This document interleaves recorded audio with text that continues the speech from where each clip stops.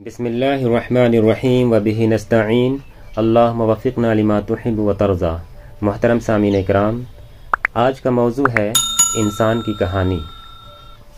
انسان دیگر مخلوقات کے مقابلے میں اشرف المخلوقات ہے، اور بنیادی فرق یہ ہے کہ حیوانات کے لیے زندگی صرف ایک بار ہے، مگر انسان کے لیے استثنائی طور پر زندگی 2 بار ہوتی ہے۔ ہر انسان اصلاً ابدی حیات کا مالک ہے۔ اس ابدی زندگی کا بہت مختصر حصہ قبل از موت دور حیات میں ہے، اور اس کا بقیہ تمام حصہ بعد از موت دور حیات میں۔ کائنات کی دوسری چیزیں قانون فطرت کے ماتحت ہیں۔ یہاں کی ہر چیز جبری طور پر وہی کرتی ہے جو اس کے لیے قانون فطرت کے تحت مقدر کر دیا گیا ہے، لیکن انسان کا معاملہ اس سے مختلف ہے۔ انسان استثنائی طور پر ایک آزاد مخلوق ہے۔ وہ اپنا مستقبل خود اپنے آزاد ارادے کے تحت بناتا ہے۔ وہ اپنی آزادی کا یا تو صحیح استعمال کرتا ہے یا غلط استعمال۔ وہ اپنے مواقع کو یا تو پاتا ہے یا اس کو نادانی کے ساتھ کھو دیتا ہے۔ اس حقیقت کو قرآن میں مختلف انداز سے بیان کیا گیا ہے۔ قرآن کی سورۃ 3 میں خدا نے یہ اعلان کیا ہے کہ لَقَدْ خَلَقْنَا الْإِنسَانَ فِي أَحْسَنِ تَقْوِيمٍ ثُمَّ رَدَدْنَاهُ أَسْفَلَ السَّافِلِينَ کہ ہم نے انسان کو بہترین بناوٹ کے ساتھ پیدا کیا ہے، پھر اس کو سب سے نیچے درجے میں پھینک دیا ہے۔ We created man in the best mold, then we cast him down to the lowest of the low۔ یہ گویا انسان کے لیے ایک وارننگ ہے جو اس کو اس کے حال اور اس کے مستقبل کے بارے میں سوچنے کی دعوت دیتی ہے۔ اس کا مطلب یہ ہے کہ خدا نے انسان کو اعلیٰ امکانات کے ساتھ پیدا کیا ہے، مگر انسان اپنے امکانات کا کمتر استعمال کر کے اپنے آپ کو بدترین ناکامی میں ڈال دیتا ہے۔ انسان کی شخصیت ایک دوہری شخصیت ہے، جسم اور روح یا جسم اور ذہن۔ سائنسی مطالعہ بتاتا ہے کہ دونوں کا معاملہ ایک دوسرے سے بالکل مختلف ہے۔ جہاں تک انسان کے جسم کا تعلق ہے تو وہ غیر ابدی ہے، یعنی ہمیشہ باقی رہنے والا نہیں ہے، جبکہ انسان کی روح ایک ابدی وجود کی حیثیت رکھتی ہے۔ انسان کی روح ایک غیر مادی حقیقت ہے، وہ مادی قوانین سے بالا تر ہے، جبکہ انسان کا جسم مادی قوانین کے ماتحت ہے اور مسلسل طور پر فنا پذیر ہے۔ حیاتیاتی مطالعہ بتاتا ہے کہ انسان کا جسم بہت چھوٹے چھوٹے خلیوں اور سیلز سے بنا ہے۔ یہ خلیات ہر لمحے ہزاروں کی تعداد میں ٹوٹتے اور ختم ہوتے رہتے ہیں۔ انسان کا نظام ہضم اور ڈائجسٹک سسٹم گویا ایک خلیہ ساز فیکٹری ہے۔ یہ فیکٹری مسلسل طور پر خلیات کی سپلائی کرتی رہتی ہے۔ اس طرح جسم اپنے وجود کو باقی رکھتا ہے۔ یہ عمل اس طرح ہوتا ہے کہ ہر چند سال کے بعد آدمی کا جسم بالکل ایک نیا جسم بن جاتا ہے، لیکن اس کا روحانی وجود کسی تبدیلی کے بغیر اسی طرح باقی رہتا ہے۔ چنانچہ کہا گیا ہے کہ انسان کی شخصیت تغیر کے درمیان عدم تغیر کا نام ہے۔ Personality is changelessness in change. انسان کی ناکامی کا پہلا مظہر یہ ہے کہ وہ اپنی شخصیت کے غیر متغیر حصے کو نظر انداز کرتا ہے اور اپنی شخصیت کے تغیر پذیر حصے کو اچھا بنانے میں لگا رہتا ہے۔ وہ اپنی ساری توجہ فانی انسان کی بہتری میں لگا دیتا ہے، اور ابدی انسان کی بہتری کے لیے وہ نہ کچھ سوچتا ہے اور نہ کچھ کرتا ہے۔ اس کا نتیجہ یہ ہوتا ہے کہ ایک محدود مدت گزار کر جب وہ مرتا ہے تو اس کا حال یہ ہوتا ہے کہ اس کا فانی وجود اپنی تمام ظاہری ترقیوں کے ساتھ ہمیشہ کے لیے مٹ جاتا ہے، اور اس کا ابدی وجود ترقیات سے محروم حالت میں زندگی بعد موت کے مرحلے میں داخل ہو جاتا ہے۔ یہی وہ واقعہ ہے جس کو قرآن میں انسان کی ناکامی سے تعبیر کیا گیا ہے۔ یہ بلا شبہ بدترین ناکامی ہے کہ انسان انتہائی اعلیٰ امکانات اور پوٹینشلز کے ساتھ پیدا کیا جائے، مگر وہ اپنے امکانات کو صرف ناقص طور پر استعمال کرے، اور اس کے بعد وہ ہمیشہ کے لیے اپنے اس عدم استعمال کی قیمت دینے کے لیے اپنے ابدی دور حیات میں داخل ہو جائے۔ اسی طرح مطالعہ بتاتا ہے کہ انسان استثنائی طور پر سوچنے کی صلاحیت رکھتا ہے۔ تصوراتی فکر انسان کی ایک ایسی صفت ہے جو وسیع کائنات کی کسی بھی چیز میں نہیں پائی جاتی، حتیٰ کہ حیوانات میں بھی نہیں۔ اسی لیے کہا گیا ہے کہ انسان ایک سوچنے والا حیوان ہے۔ مین از اے تھنکنگ اینیمل۔ اس اعتبار سے دیکھیے تو انسان کی شخصیت 2 چیزوں پر مشتمل ہے: غیر تفکیری جسم اور تفکیری روح۔ جو لوگ اپنے امکانات کو محدود طور پر صرف مادی دائرے میں استعمال کریں، وہ گویا اپنے وجود کے غیر تفکیری حصے کو تو خوب تزئین کر رہے ہیں، لیکن اپنے وجود کے تفکیری حصے کی ترقی کے لیے وہ کچھ نہیں کرتے۔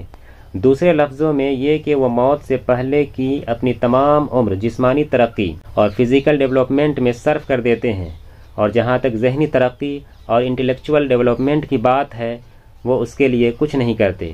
ایسے لوگوں پر جب موت آتی ہے تو ان کا حال یہ ہوتا ہے کہ وہ اسی طرح مر جاتے ہیں جس طرح کوئی حیوان مرتا ہے، یعنی اپنے جسم کو خوب فربا بنانا اور اگلے دور حیات میں اس طرح داخل ہونا کہ ان کا ذہن تمام ترقیوں سے محروم ہو اور اگلے دور حیات میں طویل حسرت کے سوا کچھ اور ان کے حصے میں نہ آئے۔ محترم سامعین، اسی طرح مطالعہ بتاتا ہے کہ انسان کے اندر استثنائی طور پر کل اور ٹمورو کا تصور پایا جاتا ہے۔ اس کائنات کی تمام چیزیں بشمول حیوانات صرف اپنے آج اور ٹوڈے میں جیتے ہیں۔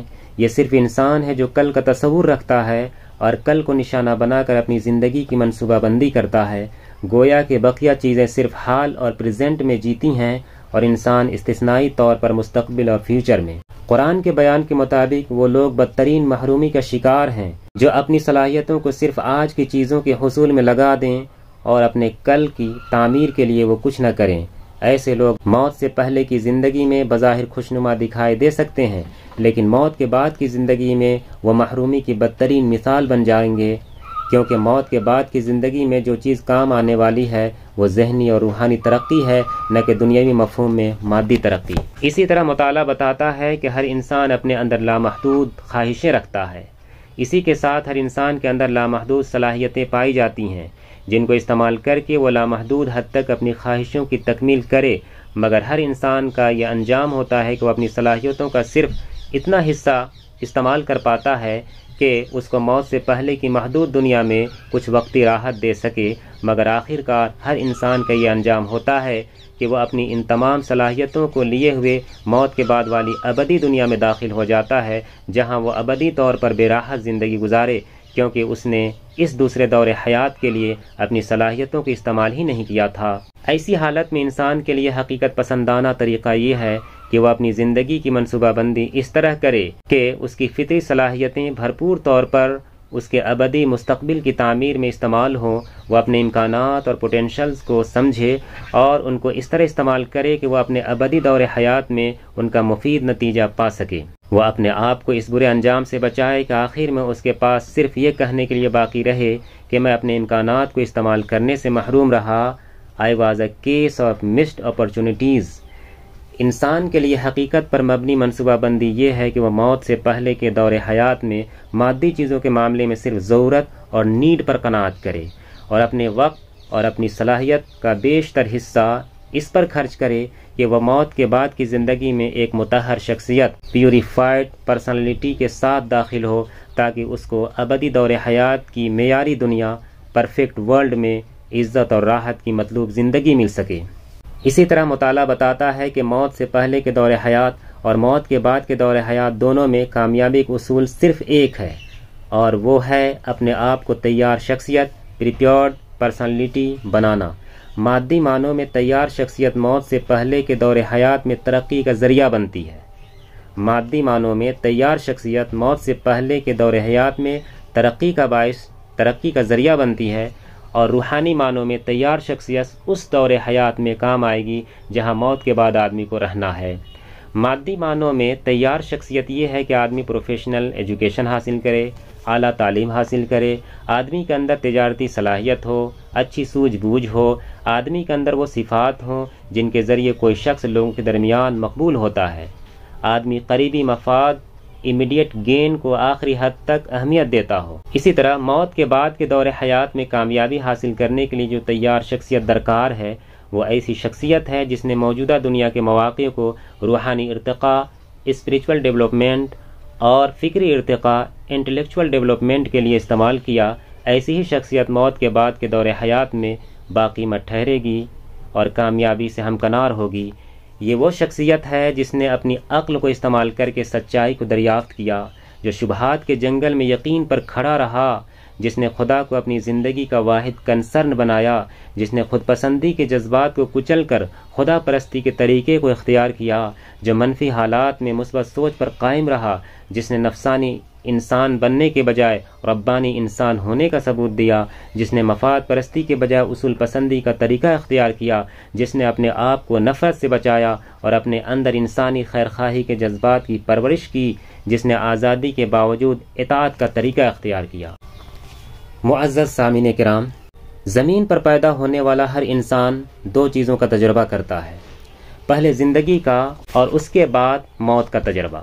اگر انسان سنجیدگی کے ساتھ ان واقعات پر سوچے تو وہ یقینی طور پر ایک بہت بڑی حقیقت کو دریافت کرے گا، وہ یہ کہ انسان کو پیدا کر کے اس زمین پر آباد کرنا بطور انعام نہیں ہے، بلکہ وہ بطور امتحان ہے۔ موجودہ دنیا میں انسان اپنے آپ کو آزاد محسوس کرتا ہے۔ یہ آزادی اس لیے ہے تاکہ یہ معلوم کیا جائے کہ کون شخص اپنی آزادی کا صحیح استعمال کرتا ہے اور کون شخص اپنی آزادی کا غلط استعمال کرتا ہے، کون شخص با اصول زندگی گزارتا ہے اور کون شخص بے اصول زندگی کا طریقہ اختیار کرتا ہے۔ آدمی اگر سنجیدگی کے ساتھ غور کرے تو وہ اس حقیقت کو پا لے گا کہ موت دراصل خالق کے سامنے حاضری کا دن ہے۔ انسان اپنی حقیقت کے اعتبار سے ایک ابدی مخلوق ہے، لیکن اس کی مدت حیات کو دو حصوں میں بانٹ دیا گیا ہے: موت سے قبل کی مدت حیات پری ڈیتھ پیریڈ اور موت کے بعد کی مدت حیات پوسٹ ڈیتھ پیریڈ۔ موت سے پہلے کی مدت حیات امتحان اور ٹیسٹ کے لیے ہے، اور موت کے بعد کی مدت حیات اس کے سابقہ ریکارڈ کے مطابق انعام یا سزا پانے کے لیے ہے۔ انسان آج اپنے آپ کو اس دنیا میں ایک زندہ اور باشعور وجود کی صورت میں پاتا ہے۔ یہ زندہ اور باشعور وجود ایک مستقل وجود ہے۔ موت وہ دن ہے جبکہ یہ زندہ اور باشعور وجود اپنی اسی موجودہ صورت میں عارضی دنیا سے نکالا جاتا ہے اور اس کو اسی زندہ اور باشعور وجود کی حالت میں اگلی مستقل دنیا کی طرف منتقل اور ٹرانسفر کر دیا جاتا ہے۔ یہ لمحہ ہر عورت اور مرد پر لازماً آنے والا ہے۔ وہ ناقابل قیاس حد تک سنگین لمحہ ہوگا۔ موت کے بعد آنے والے اس دور حیات میں یہی موجودہ انسان ہوگا، لیکن اس کے تمام اسباب اس سے ہمیشہ کے لیے چھوٹ چکے ہوں گے۔ اس کے پیچھے وہ دنیا ہوگی جو اس سے ہمیشہ کے لیے چھوٹ گئی، اور اس کے آگے وہ دنیا ہوگی جہاں اس کو کامل بے سر و سامانی کے ساتھ ابدی طور پر رہنا ہے۔ دانشمند وہ ہے جو اس آنے والے دن کے لیے اپنے آپ کو تیار کرے۔